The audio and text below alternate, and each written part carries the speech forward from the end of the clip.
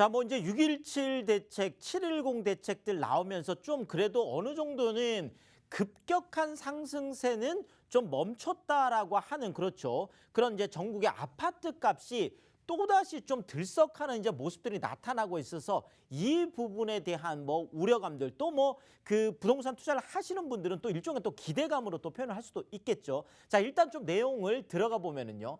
자, 일단 아파트 매매 가격 지수 그렇죠. 지금 매주 지금 발표를 하고 있는 지금 한국감정원에서 발표를 하고 있습니다. 그런데 지금 이것이 다시 상승세가 좀 가팔라지는 모습들이 나타나고 있습니다. 자, 지금까지는 뭐 상승세가 있더라도 서울 같은 경우는 계속 0.01이라고 하는 일종의 이제 보합세가 되겠습니다. 계속 그렇게 유지해 왔는데 이제 다시 이것이 꿈틀꿈틀하는 모습들이 나타나고 있습니다. 자, 한국감정원이라고 하면 뭐 많은 부동산 통계를 내는 어떤 그 기관들 중에서도 정부 기관이기 때문에 가장 조금 보수적으로 발표를 한다라는 걸 감안하고 보더라도 그렇죠.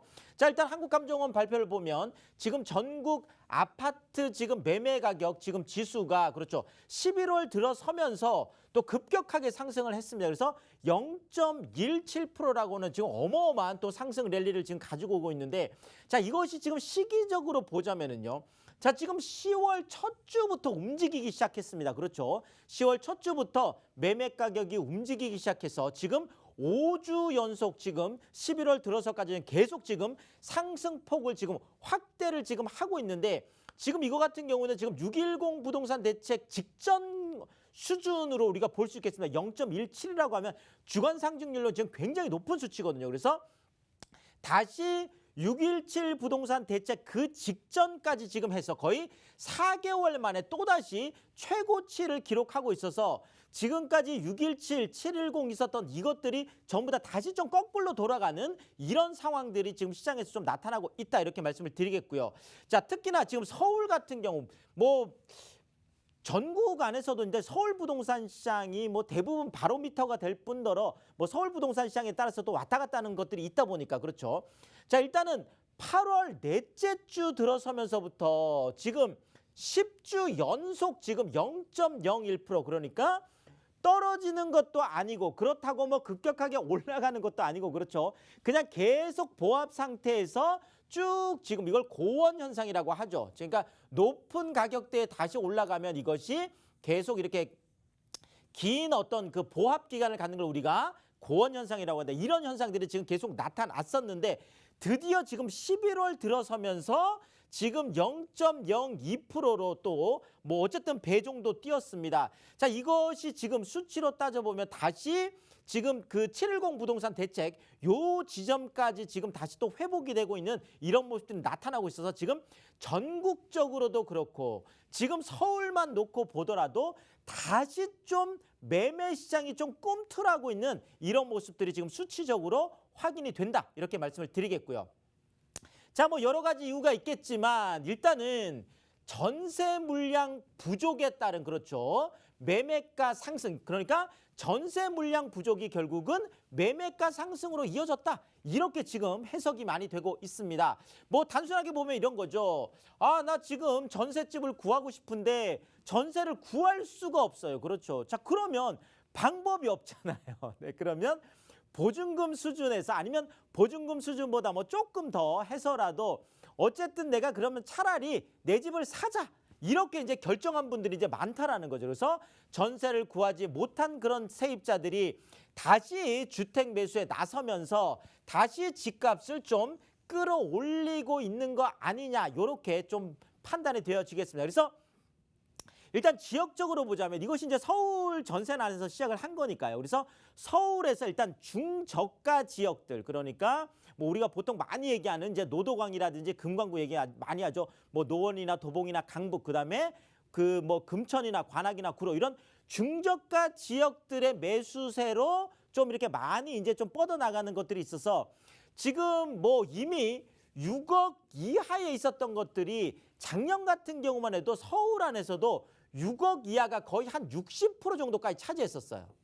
전체 중에서. 그러니까 뭐 100개 중에서 60개는 6억 이하였다는 거예요. 작년까지만 하더라도요. 자, 근데 올해 들어서 지금 갑자기 이런 매수세들이 많이 세지면서 지금 현재는 30%까지 떨어졌습니다. 그러니까 6억 이상이 이제 70%고 6억 이하가 30%밖에 안 남아 있어요. 자, 그런데 지금은 6억 이하 시장도 대부분이 다 뭐 9억대, 10억대까지 지금 넘어가다 보니까 현재는 9억 이하 같은 경우에도 작년 같은 경우만 해도 9억 이하가 70%였거든요.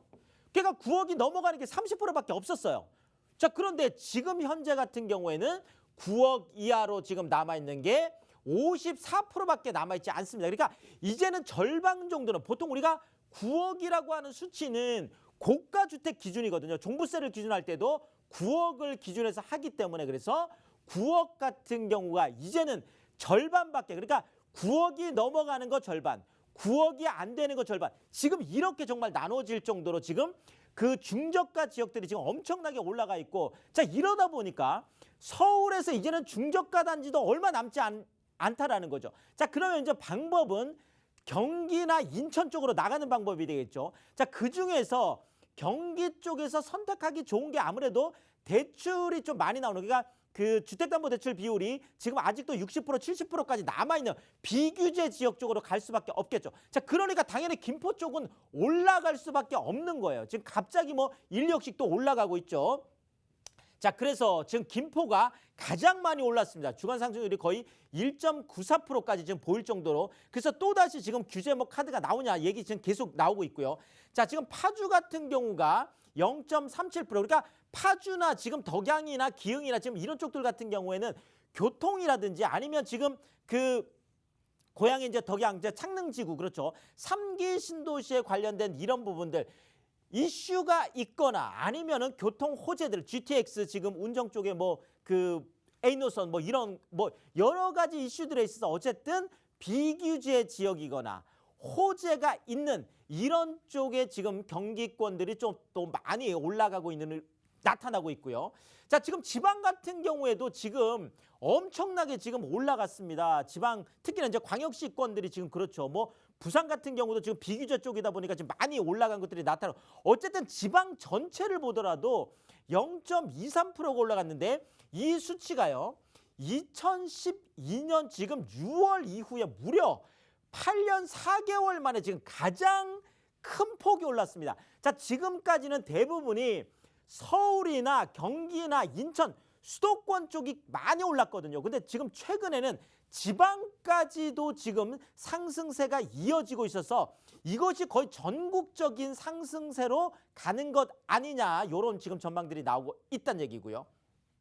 자 이렇게 집값으로 옮겨붙인 전세난 불씨가 좀 더 커질 것 같다는 얘기가 있습니다. 이것이 진정되는 게 아니라요. 자, 그 이유 중에 이제 많은 뭐 것들이 있겠지만 자, 일단은 서울의 전세값 상승률이 지금 0.7%가 나오는데 자, 이 0.7%라는 건 2009년 8월에 0.76% 이후에 지금 최고를 지금 보이고 있습니다. 지금 뭐 0.06% 차이니까 2009년에 있었던 가장 높은 상승률까지 거의 역대 최고치까지 거의 왔다. 지금 상승률이 지금 그렇다라는 거죠. 자, 그런데 왜 그러면 이것이 더 심해진다라고 많은 전문가들이 예측을 할까요? 뭐 정부에서도 이런저런 고민들을 하고 있고 자, 이런저런 것들이 또 대책이 나올 텐데 왜 더 심해져? 자, 일단은 가장 중요한 거는 입주라는 거죠. 새 아파트가 좀 있어야 이게 해결이 되는데 지금 입주가 보면 내년에 입주 예정이 약 한 18,800 뭐 7가구. 야.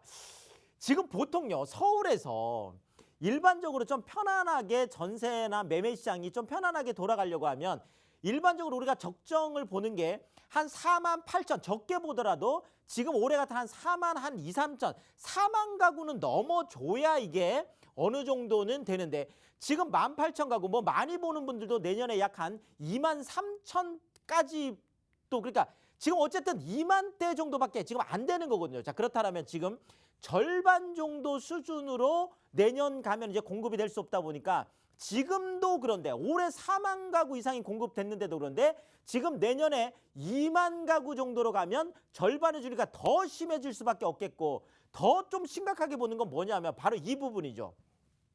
자, 2021년이 그런데 2022년 내후년이 되면 이것이 2만 대가 아니라 1만 가구대로 떨어집니다. 그래서 거의 한 13,000가구대로 떨어지다 보니까 이것이 더 심각할 수밖에 없겠고 더더구나 뭐 2023년 같은 경우에는 지금 예상치로는 5,700가구니까 채 6,000가구가 되지 않는 정상적으로 봤을 때 약 한 48,000가구인데 6,000가구가 공급이 된다라고 하면 야, 이런 어떤 뭐 전세난이든 뭐 집값 상승이든 이런 것들이 더 커질 수밖에 없는 이런 어떤 그 상황들이 수치적으로만 보자면 그렇다는 얘기죠.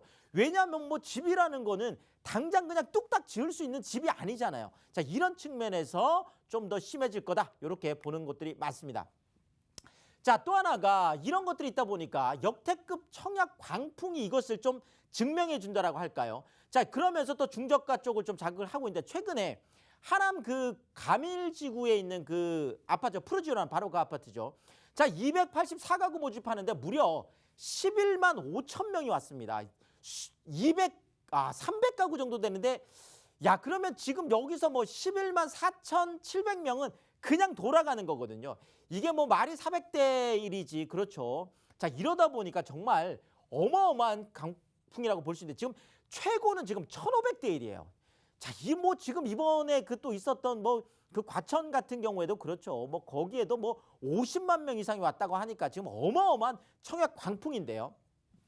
자, 올 1월에서 7월까지 10번 이상 청약을 했는데 떨어진 분들이 무려 9천 명이 넘습니다. 자, 그러니까 자, 일단 탈락에 지친 대기자들 어떻게 할까요? 청약시장에 계속 있으려니까 너무 피곤한 거죠. 자, 그러면 기존의 중저가 시장으로 다시 들어오게 되는 자, 전세 못 구해서 중저가 시장으로 들어오죠. 또 계속 청약에서 탈락하니까 중저가 시장으로 들어오죠. 자, 그러면 계속 집값이 올라갈 수밖에 없는 구조를 갖고 있다는 거죠. 자, 결국 진정국면 들어갔던 아파트값 들썩하고 있고 또 오를 것 같다라고 보는 이유가 바로 이런 거죠.